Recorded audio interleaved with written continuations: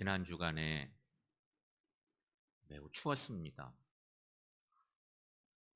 눈도 특별하게 많이 내리기도 하고 짧은 시간에 엄청난 눈이 내려서 눈도 많이 내리고 춥고 그런 한 주간 보냈습니다. 그런데 또 지난 주간에는 성회 수요일도 있었고요. 17일 날. 그리고 바로 그 다음 날은 우수였습니다. 우리가 전통적으로 가지고 있는 24절기와 기독교 절기는 실은 아무 관계가 없는데 놀랍게도 이 성회 수요일과 우수, 봄의 두 번째 절기인 우수는 날짜가 비슷하게 붙어 있을 때가 많습니다. 우수는 눈이 녹아서 비가 된다는 뜻이니 이제 추운 겨울이 가고 봄이 왔다는 말이기도 한 거지. 그렇다면 여러분, 오늘 예배한 우리의 신앙도 이제 영혼의 봄바람이 불어야 합니다. 그런 시기를 보내고 있습니다. 그리고 오늘은 사순절 첫째 주일, 성의 수요일을 보내고 주일로 사순절 첫째 주일을 맞이했습니다. 사순절은요 또 2월과 3월쯤에 항상 있습니다. 2월 어느 때부터 시작해서 3월은 거의 대부분 다 사순절로 채워져 있고, 그런 2월과 3월은 그리스도인들이 예수님의 십자가의 고난과 부활을 묵상하는 사순절의 절기, 그 절기를 우리가 지금 보내고 있는 것입니다. 교회의 전통으로 보면 교회는 사순절에는 육식이나 가물을 금했습니다. 몸과 마음을 깨끗이 하고 부정한 일들을 멀리하는 전통도 가지고 있었습니다. 이게 교회력 속에서 아주 오래전부터 사순절을 지키고 이 기간 동안에 우리가 신앙적으로 더 경건해지고 또 주님과 더욱더 가까워지고 십자가의 구원의 은혜를 깊이 묵상하고 잃어버린 신앙을 회복하고 그런 중요한 절기였습니다. 그런데 오늘날 그리스도인들은 대부분 교회의 절기를 잊고 삽니다. 저도 그렇고 여러분도 비슷하고 세월이 갈수록 교회 절기가 좀 희미해져가는 것을 우리가 느낍니다. 잊고 사는 만큼 세상에서 유행하는 다양한 기념일로 채워갑니다. 별로 생각 안 해도 될 것 같은 여러 가지 세상적인 기념일들을 더 많이 기억하고 교회력으로 우리가 기억해야 될 중요한 절기들은 잊고 사는 경향이 많다는 것입니다. 하지만 여러분, 올해는 사순절에 그리스도와 동행하는 삶을 살도록 힘씁시다. 그래서 경건회복으로 하나님을 만나고 하나님의 뜻을 회복하고 주님을 높이는 삶을 사는 우리 모두가 되시기를 축원합니다. 마태복음 13장을 오늘 하나님께 우리 본문의 말씀으로 주셨습니다. 그런데 더 자세히 들여다보면 마태복음 13장은요 예수님께서 천국의 비밀을 비유로 꾸러미로 쏟아 부어주신 책입니다. 복음서 속에 마태복음 13장처럼 예수님이 천국 비유의 말씀을 시리즈로 주신 공간이 없어요. 마태복음 13장이 특별해요. 처음부터 끝까지 계속해서 천국의 비밀을 여러 비유로 말씀해 주시고 있죠. 특별히 오늘 본문 마태복음 13장이 후반부인데 어떤 사람이 밭을 갈다가 보화를 발견했대요. 그렇게 시작되는 얘기입니다. 짤막하죠. 어떤 사람이 농부가 밭에 가서 밭을 갈다가 보화를 발견했습니다. 그런가 하면 주님의 또 다른 얘기, 값진 진주를 사고 싶어하는 진주 장사가 값진 진주를 구하던 사람이 어느 날 매우 귀한 진주를 발견했다는 얘기. 그렇다면 여러분, 이들이 어떻게 했을까 하는 것입니다. 이 귀한 것을 발견한 이 사람들이 어떻게 했을까? 그들의 반응은 똑같습니다. 주님이 비유로 하신 말씀 속 똑같은 반응을 보입니다. 이들은 자신의 소유를 다 팔아서 보화를 혹은 진주를 샀다고 하는 말씀. 그렇다면 과연 예수님께서 이 말씀을 통해서 오늘 우리에게 하시고자 하시는 말씀의 의미는 무엇일까? 우리가 중요한 그것입니다. 오늘날 이 말씀이 내게 무슨 음성을 들려주시려고 하는 것일까? 예수님 당시에는 전쟁이나 도둑들 때문에 부자들은 보화를 항아리나 금괴에 넣어서 땅에 묻어두는 일이 있었다는 것입니다. 지금 같으면 은행에 당연히 놓아두죠. 진짜 부자들은 뭐 현금을 갖다가 은행 금괴에 다 모아서 두고 은행하고 뭐 약속을 하고 뭐 이런 얘기도 들었어요. 현금 다발을 은행에 두고. 요즘은 그렇게 하는 거예요. 예수님 당시에는 그런 게 없으니까 보화나 여러 중요한 보석들을 항아리나 금괴에다가 딱 묻어서 땅속에 자기 밭에 묻어두는 거예요. 땅이 최고 안전한 곳이 아무도 모르게 갖다 묻어두는 거예요. 그런데 문제는 전쟁이 납니다. 그러면 가족들이 모두 다 죽을 수도 있습니다. 아니 때로는 전쟁이 나서 다 끌려가서 그냥 자기 나라에 못 사는 거죠. 가족이 다 끌려가는 거예요. 그리고 못 돌아와. 그러면 그 주인이 없는 땅이 되고 세월이 지나서 어느 때인가 농부들이 그 땅을 갈다가 그 땅 속에서 생각지도 못한 보화들을 캐내는 일들이 예수님 당시에 비일비재한 겁니다. 이 생활 속에서 경험되는 이야기를 주님이 비유로 착 말씀 주신 얘기죠. 오늘 예수님의 천국 비유의 말씀은 분명히 기독교의 진리를 전하고 있습니다. 따라서 밭에 감추인 보화의 비유에서 우리는 천국의 가치를 묵상하려고 하는 것입니다. 오늘 예수님이 우리에게 이 말씀을 주시면서 너희들 천국의 가치를 알고 살아? 그것이 중요한데 그 가치를 최고로 여기고 사느냐? 그러한 신앙인들을 살고 있느냐? 우리에게 묻고 있는 것입니다. 첫 번째 우리가 묵상할 것은 밭을 갈다가 보화를 발견한다는 것입니다.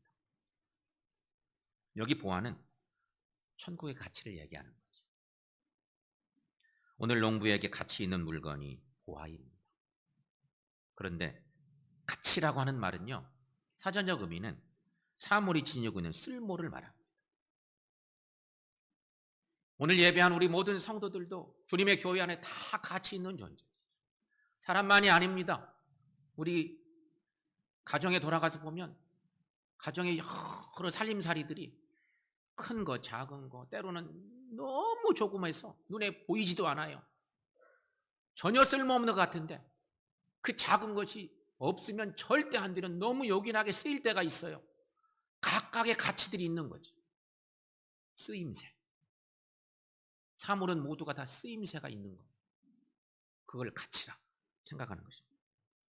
그런데 여러분, 보화는 길을 가다가 우연히 발견되어 얻어지는 것 절대 아니라는 것이에요. 그렇게 하면 사실 너무 불공평하고 잘못된 거죠. 뭐 그런 건 정말 안 되는 거죠. 열심히 노력하고 일할 때 그 대가로 얻는 것이 보화입니다.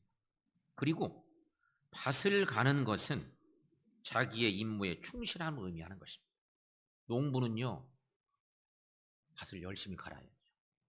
깊이 갈고 최선을 다해서 밭을 돌고, 농부의 일은 밭을 갈고 농사를 짓고, 그래서 많은 생명들로 하여금 먹거리를 만들어 제공하는 게 농부예요.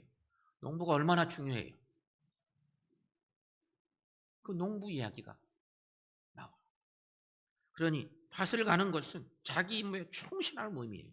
오늘 보면 44절 말씀에 이렇게 시작됩니다. 천국은 마치 밭에 감추인 보화와 같으니 사람이 이를 발견한 후 라고 말씀이 이어지고 있죠.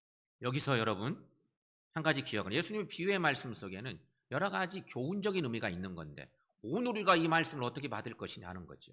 중요한 건 그거예요. 오늘 우리 시대에 예수님이 주신 이 너무도 귀한 천국 비유의 말씀 어떻게 받을까? 보화는 천국을 의미합니다. 그런가 하면 밭은 오늘 예배한 우리들에게는 교회를 의미한다고 볼 수 있습니다. 비유는 여러 가지로 비교해서 묵상할 수 있는 거니까. 보화는 천국을 의미하고 밭은 교회를 의미합니다. 그러므로 자신의 자리, 곧 교회에서 사명을 잘 감당할 때에 우리는 천국을 소유할 수 있음을 깨닫게 됩니다. 따라서 성도는 교회에서 자기에게 주어진 직분대로 사명을 다할 때 보화는 발견됩니다. 하지만 자기가 해야 할 일을 하지 않고 게으르거나 나태하면 절대로 천국의 보화를 발견할 수 없습니다.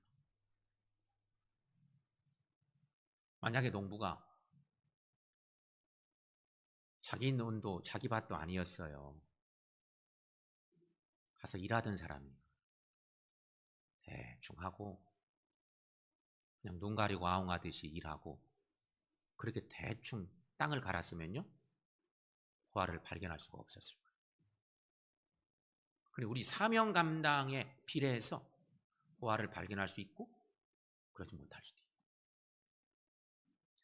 마태복음 11장 12절에 이런 말씀이 있습니다. 천국은 침노를 당하나니 침노하는 자는 빼앗느니라. 주님이 하신 말씀도 좀 특별한 말씀이 있고요.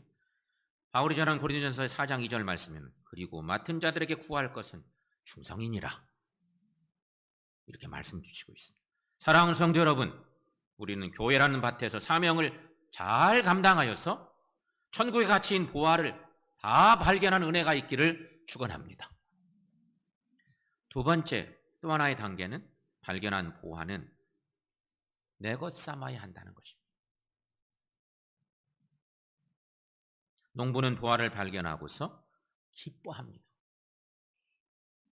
44절 말씀에 그 중간 부분 말씀 보시면 이를 발견한 후 숨겨두고 기뻐하며 집으로 돌아가서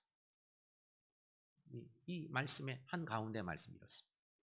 말씀 읽는 우리들은 저는 그런 생각이 이 말씀 읽다가 숨겨둬? 왠지 조금 괜히 그런 턱 걸리는 느낌도 있지만 너무 귀한 거기 때문에 원래 상태로 덮어두고 결단하고 집으로 간다는 얘기. 기뻐하며 돌아갔어요. 여러분 이것은 구원의 진리를 깨달은 자에게 오는 기쁨입니다. 성도 여러분, 우리가 그리스도인을 사는데 기독교 신앙은 기쁨의 신앙입니다. 여러분 그렇게 믿습니까? 기독교 신앙의 특징은요, 기쁨의 신앙. 예수 내 구주 고백했는데 내가 기쁨이 없어. 주님 안에 거한다고 하는 내가 기쁨이 없어. 그러면 내 신앙을 점검해 봐야 돼. 내가 정말 주의 사람으로 사는데 기쁨을 모르고 살겠네? 그럼 주님과의 관계에 문제가 있을 가능성 매우 높다. 분명히 여러분 기독교 신앙의 특징은 기쁨의 신앙입니다. 이 기쁨은 세상이 주는 기쁨과 근본적으로 달라요. 이 기쁨은 천국을 소유할 수 있는 감격의 기쁨이에요. 이 기쁨은 어떤 것으로도 막을 수가 없는 기쁨. 그냥 가슴에서부터 흘러 넘쳐오는 기쁨이 주체할 수 없는 기쁨. 그게 특징이죠. 바울은 그래서 로마 감옥에서도 빌립보 교인들이 이런 편지를 씁니다. 주 안에서 항상 기뻐하라. 내가 다시 말하노니 기뻐하라. 이렇게 말하고 있습니다. 바울 사도가 어디 가서 어떤 어려운 상황에 빠지든지 주님만 생각하면 빌립보 교회 교인들에게 편지 쓰면서 너무 감사하고 기쁜 거예요. 주 안에서 항상 기뻐하라. 내가 다시 말하노니 기뻐하라. 예수님을 제대로 만난 천국의 가치를 발견한 바울의 감격인 것입니다. 사랑하는 여러분, 우리 모두 예수 믿고 이 기쁨을 체험하며 사는 우리 모두가 될 수 있기를 축원합니다. 그런데 누가복음 18장 말씀을 보시면 기쁨을 포기한 사람 이야기가 하나 나옵니다. 어떤 관리가 있었습니다. 이 관리는 부자였습니다. 그런데 그 사람의 마음속에는 영적인 갈구함이 있었어요. 그래서 어느 날 예수님을 찾아왔습니다. 그리고 묻습니다. 선한 선생님이여, 내가 무엇을 나의 영생을 얻겠습니까? 저 영생의 삶을 살고 싶은데 선한 선생님, 제가 어떻게 영생을 얻을 수 있을까요? 그렇게 묻습니다. 예수님이 그 관리에게 내가 계명을 지켜라, 주님이 그렇게 말씀합니다. 그랬더니 그 얘기를 듣자마자 이 관리는 계명이요? 저 그 계명들 어렸을 때 다 지키고 살았습니다. 계명을 제가 다 끼고 삽니다. 그런 건 저 다 하고 있습니다. 이렇게 자신 있게 대답하죠. 이때 주님이 또 말씀하십니다. 누가복음 18장 22절 말씀. 여러분, 이 말씀은 오늘 본문과 비교해서 읽어보면 매우 귀한데, 여러분 22절 말씀 함께 읽습니다. 내게 아직도 한 가지 부족한 것이 있으니 내게 있는 것을 다 팔아 가난한 자들에게 나눠주라. 그리하면 하늘에서 내게 보화가 있으리라. 그리고 와서 나를 따르라. 아멘. 여기서 주목할 말씀은 내게 있는 것을 다 팔아 가난한 자들에게 나눠줘라. 그리하면 하늘에서 내게 보화가 있으리라. 그러나 관리는 큰 부자였기 때문에 예수님의 말씀을 듣긴 했지만 근심함에 돌아갔다고 성경은 증거하고 있습니다. 그러니까 결국 이 관리는 영생의 갈구함을 가지고 주님을 찾아와서 좋은 기회를 만났지만 주님을 만나고도 주님의 말씀을 듣고 고민돼 돌아가면서 천국의 가치를 발견하지 못하는 안타까운 관리가 되고, 기회를 다 잡았다가 놓쳐버리고 마는 안타까운 사람. 사랑하는 여러분, 보화를 발견한 농부의 기쁨이 내 것이 되어야 합니다. 오늘 말씀의 신앙적 교훈은 바로 그것입니다. 기쁨의 기회를 다 가질 수가 있는데 그것 내 것 삼는 그런 결단이 필요하다는 거죠. 보화를 내 것 삼으려면 내 소유를 다 팔아서 그 밭을 사야 합니다. 가진 것이 많다고 해서 천국의 보화가 사기 쉬운 것이 아니에요. 아니, 부자는 가진 것이 많기 때문에 솔직히 더 사기 어려워요. 내 곳간을 들여다보니까 너무 많은 것이 있어. 그것을 다 내놓고 천국의 가치를 바꾸는 일은 쉽지 않아요. 가난한 농부는 기꺼이 살 수 있었지만. 성도 여러분, 천국의 가치를 발견하셨습니까? 오늘 예수님이 우리에게 비유로 주신 천국의 비유 얘기 속에 핵심은 그거예요. 우리의 심령들 속에 던지는 주님의 메시지죠. 천국의 가치를 발견하고 사느냐. 나의 자녀들아, 천국의 가치를 발견하고 사느냐 묻는 것이 우리 모두에게 주님이 던지는 질문. 그런가 하면 여러분, 오늘 우리는 장로 후보 두 분을 세우고 그분들을 향해서 우리 마음을 표하려고 하는 귀한 주일이에요. 두 분 장로 후보분들께 똑같은 질문을 던져보고 싶어요. 교회 리더자로 설 분들이 천국의 가치를 발견하셨는가? 천국의 가치를 가장 귀한 가치로 알고 사는 나이인가?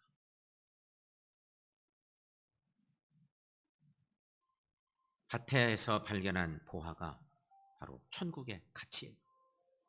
이제 보화를 위해서 기쁨으로 밭을 구입함으로 천국을 소유하는 우리 모두가 될 수 있기를 축원합니다. 세 번째는요, 보화 때문에 소유를 다 버렸습니다. 오늘 본문 말씀에 보시면 44절에 그리고 46절의 말씀 속에 보면 사람이 이를 발견한 후 숨겨두고 기뻐하며 돌아가서 자기 소유를 다 팔아 그 밭을 샀느니라. 이런 행위 자체가 천국의 가치라는 거죠. 그런가 하면 46절 말씀에는 극히 값진 진주 하나를 발견하며 가서 자기 소유를 다 팔아 그 진주를 사느니라. 자기 소유를 다 파는 것은 지금까지 자기가 가지고 있는 것 중에 천국 가는 길에 장애가 되는 것은 모든 것을 다 버렸다는 의미이기도 한 것입니다. 다 팔아서, 내 것을 다 팔아서 보화를 사는 거예요. 그리고 하나도 안 아까워. 보화를 샀기 때문에.